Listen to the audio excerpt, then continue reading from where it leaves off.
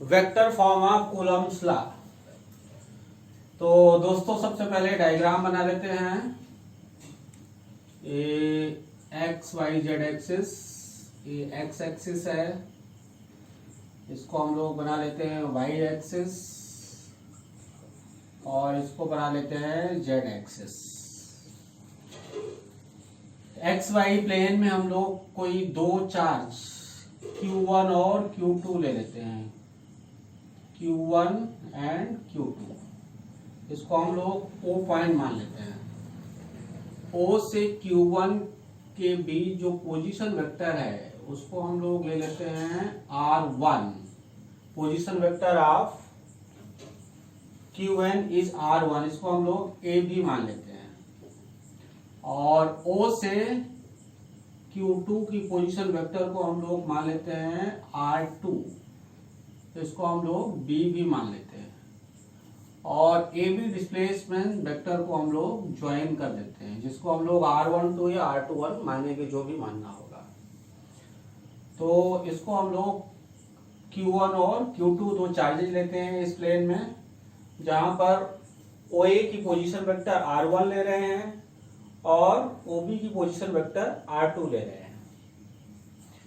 अब यदि मान लो ये सेम चार्जेज हैं, यदि Q1 Q2 लाइक चार्जेज हम मान लेते हैं, इसका मतलब यदि Q1 into Q2 is greater than 0 for like charges, हम लोग इसका लिखते हैं फॉर लाइक चार्जेज, यानी एक ही तरह के चार्जेज के लिए।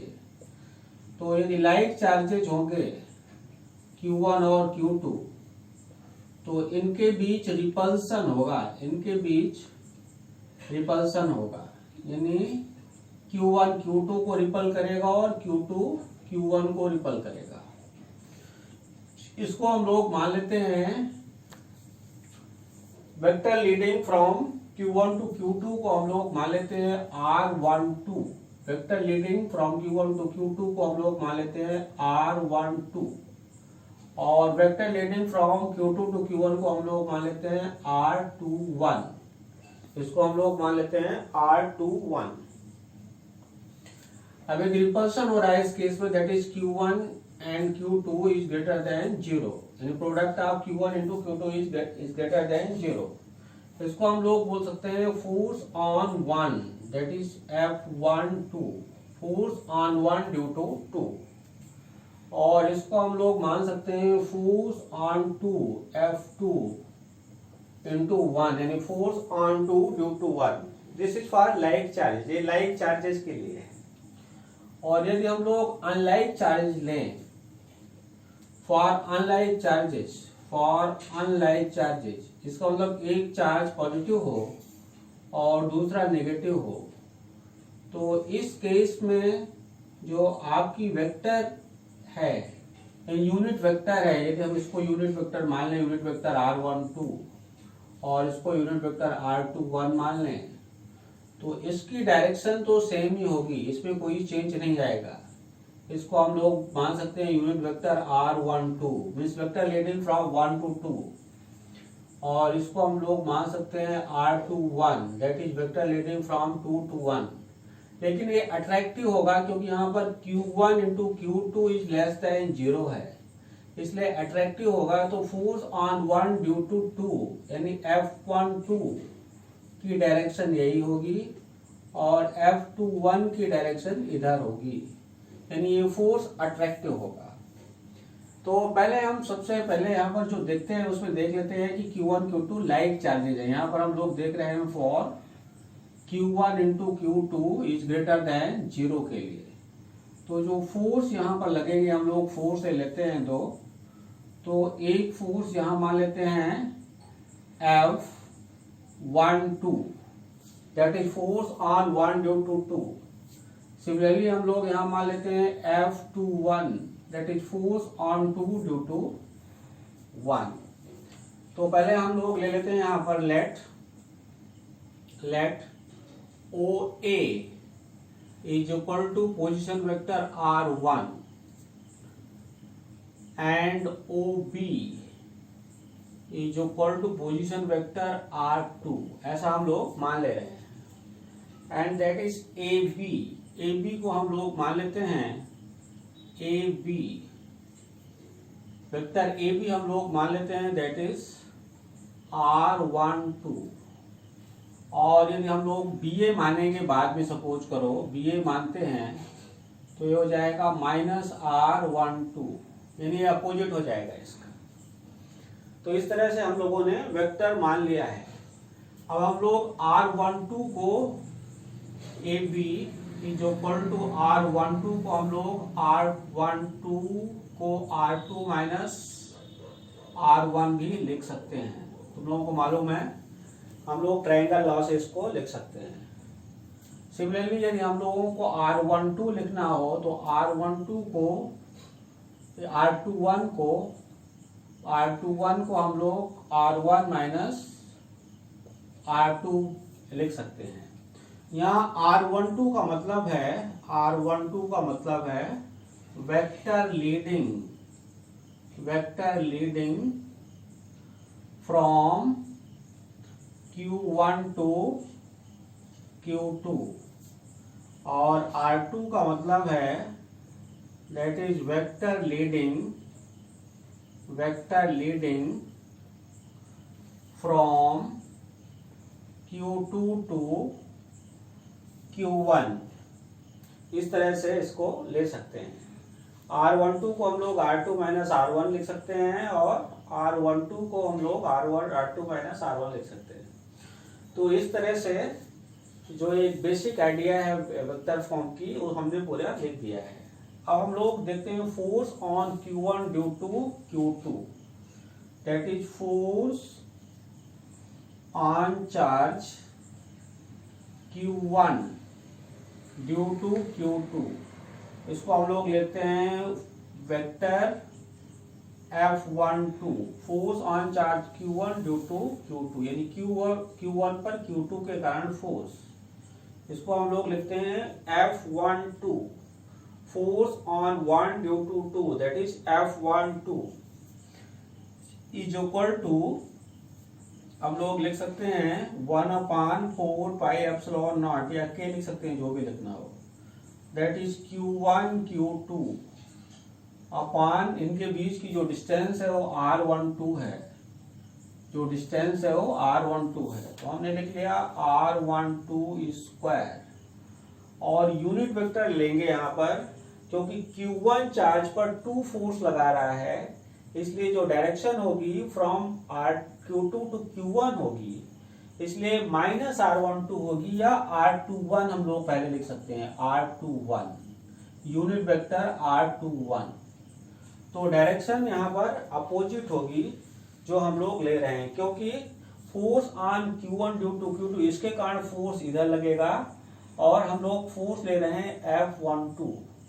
तो जो हम लोग F12 लेंगे that is force on 1 due to 2, F12 is equal to 1/4 pi epsilon naught Q1 Q2 upon R12 square unit vector R12।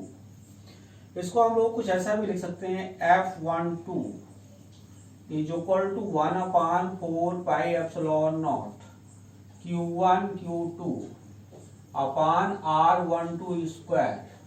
Unit vector R21 को हम लोग लिख सकते हैं, unit vector R21 is equal to, हम लोग लिख सकते हैं vector R21 upon absolute value of R21, that is R21, and you know very well R21 is equal to R12। तो हम लोग इसको R21 is equal to vector R21 upon R12 भी लिख सकते हैं। तो जब हम लोग इसको लिखेंगे, इसकी वैल्यू को यहाँ पर पुट करेंगे, तो हमारा जो फार्मूला है कुछ इस तरह से फाइंड होगा, that is F12 is equal to 1/4 pi epsilon naught Q1 Q2 upon R12 square. तो इसको हम लोगों ने लिख दिया that is vector R21 upon R12। इसको लिखने से हमारा आ गया Q1 Q2 upon R12 cube, और इसको हमने लिख लिया वेक्टर R21। इसको हम लोग कुछ ऐसा भी लिख सकते हैं F12 is equal to 1/4 pi epsilon naught Q1 Q2 upon R12 cube को हम लोग R2 माइनस R1 लिख सकते हैं, या R1 माइनस R2 जो भी लिखना हो, क्योंकि मॉड में लिखना है तो that is R1 minus R2 whole cube, और इसको हम लोग लिख सकते हैं R1 माइनस R2, इस फॉर्म में भी लिख सकते हैं। तो ये आप वेक्टर फॉर्म का जो फर्स्ट इक्वेशन है इसको F12 को कुछ इस तरह से लिख सकते हैं। जो हमारा मेन फार्मूला है इसमें वो है आपका F12 is equal to 1/4 pi epsilon naught Q1 Q2 upon R12 square unit vector R21। Similarly यदि हम लोग लिखें force on Q2 due to Q1, तो इसको हम लोग लिख सकते हैं F21 is equal to 1/4 pi epsilon naught Q1 Q2 upon R21 square. यहाँ पर ये यूनिट वेक्टर आपका R12 हो जाएगा, क्योंकि vector leading from first to second होगा, तो ये हो जाएगा आपका R12 यूनिट वेक्टर R12। इसको हम लोग लिख सकते हैं F21 is equal to 1/4 pi epsilon naught Q1 Q2 upon R12 square minus unit vector R21। इस माइनस को हम लोग लेफ्ट साइड ला लें तो ये हो जाएगा minus F21 is equal to 1/4 pi epsilon naught Q1 Q2 upon R12 square unit vector R21। तो यदि आप फर्स्ट इक्वेशन को देखो, फर्स्ट इक्वेशन और सेकंड इक्वेशन को, तो इनके राइट साइड सेम है, इनके राइट साइड इक्वल हैं, तो इनके लेफ्ट साइड्स भी इक्वल होने चाहिए, इनके लेफ्ट साइड भी हम लोग इक्वल कर लेंगे। तो हम लेफ्ट साइड इक्वल करेंगे तो हम लोगों को मिलेगा दैट इज F12 यानी force on 1 due to 2 is equal to minus F21 यानी फोर्स ऑन 2 ड्यू टू 1। तो ये जो आपका इलेक्ट्रोस्टैटिक फोर्स है दो चार्जेस के बीच, ये न्यूटन्स लॉ को भी होल्ड करता है, it holds good also Newton's law, it holds, यहाँ हम लोग लिख देंगे it holds also Newton's third law, Newton's third law को भी ये फॉलो करता है। ये हम लोगों ने लाइक चार्जेस के लिए निकाला है। यदि हम लोग अनलाइक चार्जेस के लिए इक्वेशन लिखें फॉर अनलाइक चार्जेस, यहाँ पर देखना जो सेकंड फिगर है फॉर अनलाइक चार्जेस, यदि हम लोग अनलाइक चार्जेस के लिए लिखें तो यहाँ पर देखेंगे फोर्स ऑन 1 ड्यू टू 2 यानी जो आप F12 ले रहे हो that is F12 is equal to 1/4 pi epsilon naught Q1 Q2 upon R12 square. लेकिन ये जो आपका यहाँ पर दिख रहा है फोर्स ऑन 1 ड्यू टू 2 इसी तरफ लग रहा है, यानी Q2 की तरफ लग रहा है, इसलिए F12 1/4 pi epsilon naught Q1 Q2 upon R12 square, यहाँ पर ये R12 हो जाएगा for unlike charges. Unlike charges के लिए R12 हो जाएगा force on charge 1 due to charge 2 that is F12 is equal to 1/4 pi epsilon naught Q1 Q2 upon R12 square unit vector R12। Similarly ये था force on charge Q1 due to Q2।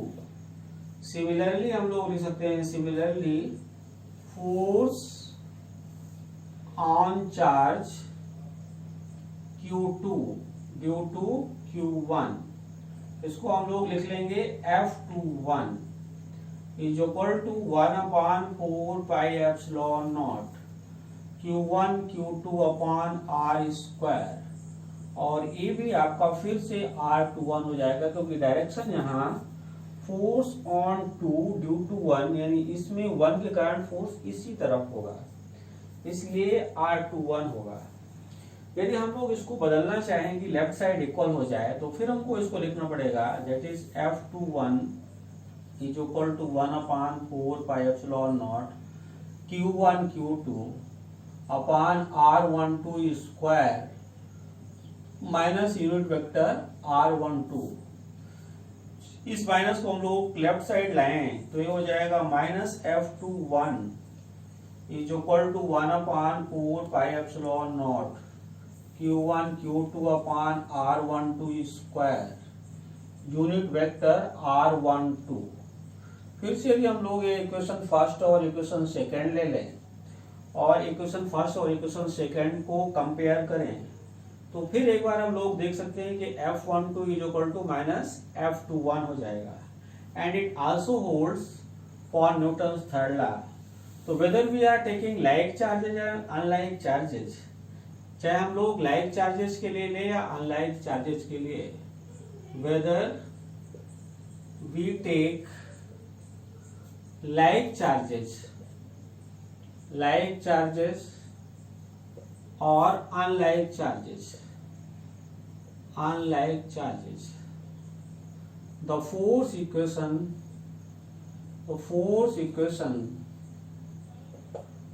between two charges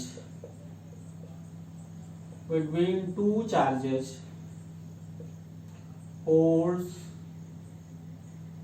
good for Newton's third law,